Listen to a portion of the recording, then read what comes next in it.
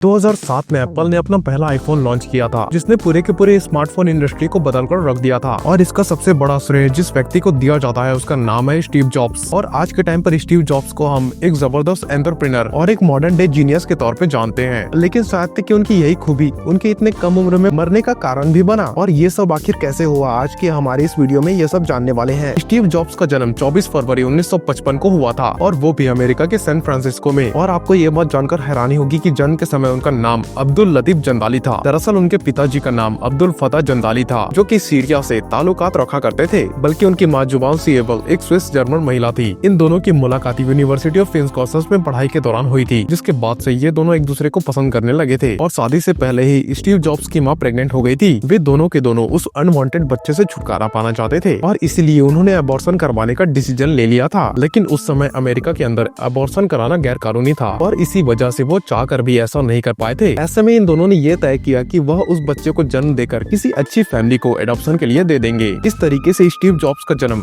एक unwanted child के रूप में हुआ था, जिन्हें जन्म के कुछ समय बाद ही सैन फ्रांसिस्को में रहने वाले पॉल जॉब और क्लारा जॉब्स को दे दिया गया था। इसके कुछ ही समय बाद स्टीव जॉब्स के बायोलॉजिकल पेरेंट्स अब्दुल फतह जंदाली और जुबान सीएबल एक दूसरे से शादी कर लेते हैं, और एक बेटी यानी कि स्टीव जॉब्स की बहन मोना सैमसंग को जन्म दिया, जो कि आज के टाइम पर अमेरिका की एक मशहूर नोवेलिस्ट है। दोस्तों, स्टीव और मोना दोनों एक दूसरे के हमेशा करीब रहे थे, लेकिन स्टीव ने अपने बायोलॉजिकल पेरेंट्स के साथ कभी भी कोई भी रिश्ता नहीं रखा था। साल 1959 में स्टीव जॉब्स की फैमिली सैन फ्रांसिस्को को छोड़कर कैलिफोर्निया के माउंटेन व्यू शहर में शिफ्ट हो गई थी। उस समय बदलती हुई टेक्नोलॉजी के साथ माउंटेन व्यू इलेक्ट्रॉनिक का सेक्शन बनता जा रहा था, यानी कि मेन स्ट्रीम शहर बनता जा रहा था। और शायद इसी वजह से स्टीव जॉब्स को बचपन से ही इलेक्ट्रॉनिक्स में बहुत ही ज्यादा दिलचस्पी थी। लेकिन उनके साथ प्रॉब्लम ये थी कि उनका पढ़ाई में बिल्कुल भी मन नहीं लगा करता था। साथ ही स्कूल के दूसरे स्टूडेंट उनको काफी ज्यादा तंग भी किया करते थे। हालांकि कुछ ही समय बाद स्टीव जॉब्स के पेरेंट्स लॉस अल्टास में शिफ्ट हो गए थे, और इसी के चलते उनका स्कूल भी चेंज हो गया था। और इस नए स्कूल में बने स्टीव के नए दोस्त ने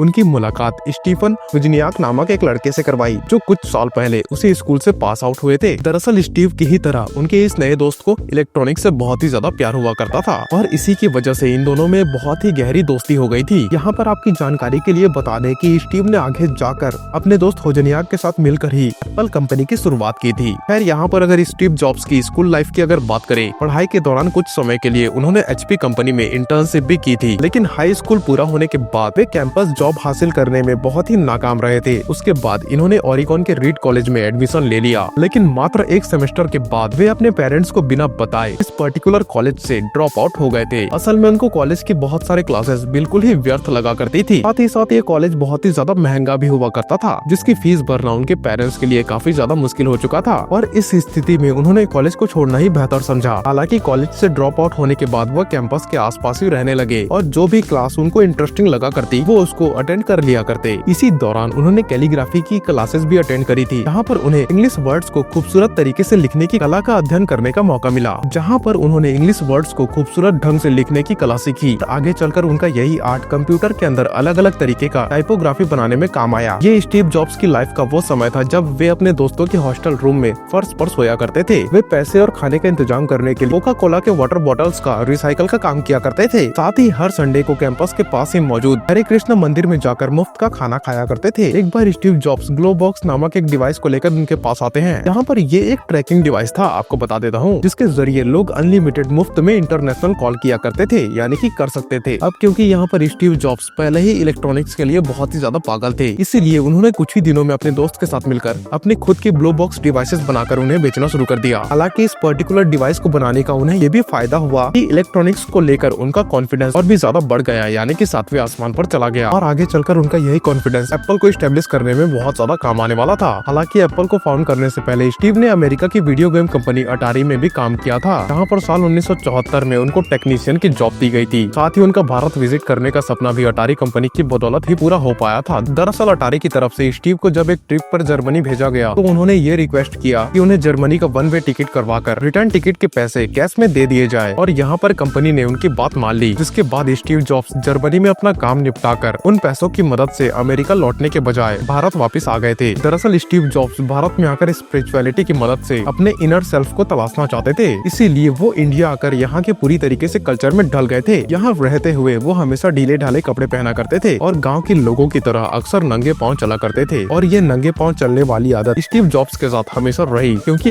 अक्सर उनके ऑफिस के अंदर उनको नंगे पांव ही देखा जाता था। और भारत की ये ट्रिप स्टीव जॉब्स के लिए बहुत ही बड़ी लाइफ चेंजिंग साबित हुई थी, क्योंकि इंडिया में रहकर उन्होंने इस चीज को जाना कि इंसान का अंदर का ज्ञान उसकी समझ बुद्धि से काफी ज्यादा अधिक होता है। और भारत के जिस पावरफुल इंटीग्रेशन को वो अपने साथ लेकर अमेरिका लौटे, उसी ने उन्हें 1976 में स्टीव वोजनियाक और रोनाल्ड वैंग के साथ मिलकर एप्पल कंपनी शुरू करने के लिए प्रेरित किया था। ये पूरी बात उन्होंने खुद अपने एक इंटरव्यू में बताई है। शुरुआत में स्टीव जॉब्स का गैराज उनके इस कंपनी का हेडक्वार्टर हुआ करता था और इसी गैराज में उन्होंने एप्पल का पहला कंप्यूटर यानी कि एप्पल 1 बनाया था। और ये पर्टिकुलर कंप्यूटर आजकल के मॉडर्न कंप्यूटर से बिल्कुल अलग था। ना तो इसके अंदर कोई कीबोर्ड था और ना ही किसी प्रकार का स्क्रीन। सही मायनों में ये एक तरीके की किट की तरह था, जिसे लोग अपने हिसाब से किसी भी तरीके से कस्टमाइज कर सकते थे। उस समय टेक्नोलॉजी का सारा काम वोजनियाक देखा करते थे। यहाँ पर स्टीव जॉब्स टेलीफोन पर हमेशा इन्वेस्टर ढूंढा करते थे। इसके बाद एप्पल 1 के बाद इन्होंने अगले ही साल एप्पल 2 को मार्केट में उतार दिया, तो सही मायनों में एक पर्सनल कंप्यूटर के रूप में दिखा करता था। कुछ समय बाद एप्पल 2 पर्सनल कंप्यूटर रिवॉल्यूशन का एक बहुत बड़ा चेहरा बन गया। इसके बाद अगले 3 सालों के अंतर्गत एप्पल की सेल $118 मिलियन को क्रॉस कर गई थी। लेकिन एक तरफ जहाँ पर एप्पल 2 बहुत ही ज्यादा कामयाब रहा था, तो वहीं पर कंपनी के बहुत सारे प्रोडक्ट बहुत बुरी तरीके से फेल हो गए थे, जिसमें एप्पल 3 और लीसा कंप्यूटर का भी नाम शामिल था। और ऐसा ही कुछ 1994 में लॉन्च किए जाने वाले एप्पल मैकिंटोश के साथ भी हुआ था, कि देखा जाए तो अपनी एक्सपेक्टेशन में बिल्कुल भी खरा नहीं उतरा था। अब यहाँ पर जो कि मैकिंटोश डिवीजन के इंचार्ज स्टीव जॉब्स थे, इसीलिए इस असफलता का पूरा श्रेय उन्हीं को दिया जाता है। यहाँ तक कि कंपनी के बोर्ड ऑफ डायरेक्टर्स ने उनको सभी पदों से हटा दिया और कंपनी से बाहर का रास्ता दिखा दिया। और ये स्टीव जॉब्स की लाइफ एक बेहद ही कठिन समय था, लेकिन उन्होंने इसका भी सामना चैंपियन की तरह किया। दरअसल एप्पल से रिजाइन देने के बाद उन्होंने नेक्स्ट नामक एक अपनी ही सॉफ्टवेयर कंपनी की शुरुआत की और साथ में पिक्सर कंपनी के मेजोरिटी ऑफ द स्टेक्स खरीदकर उसके चेयरमैन व सीईओ भी बन गए। यहाँ पर आपकी जानकारी के लिए बता देता हूँ कि पिक्सर वही कंपनी है जिसने स्टीव जॉब्स के कार्यकाल के दौरान साल 1995 में दुनिया की सबसे पहली featureless 3D animation film toy story को बनाया था। इस तरीके से स्टीव जॉब्स एप्पल से निकलने के बाद भी कामयाबी की बुलंदियों को छूते रहे, लेकिन उनकी गैर मौजूदगी में एप्पल कंपनी की हालत बेहद ही ज्यादा खराब हो गई थी और 1997 में यह कंपनी बैंकरप्ट होने की कगार पर पहुंच गई थी। और आखिरकार कंपनी को बचाने के लिए स्टीव जॉब्स को वापस से एप्पल का सीईओ बनाया गया। स्टीव जॉब्स इस बार नेक्स्ट कंपनी का ऑपरेटिंग सिस्टम भी लेकर आए थे और फिर आगे चलकर यही ओएस मैक ओएस के नाम से जाना जाने लगा। और इस नए ऑपरेटिंग सिस्टम की मदद से स्टीव ने एप्पल को डूबने से बचा लिया था। और इसके बाद तो उन्होंने एक के बाद एक ऐसे बड़े कमाल करके दिखा दिए। इन बदलाव ने टेक्नोलॉजी की दुनिया को बदल कर रख दिया था हमेशा के लिए। दरअसल साल 2001 में स्टीव जॉब्स ने आईपॉड को लॉन्च किया, जिसने न सिर्फ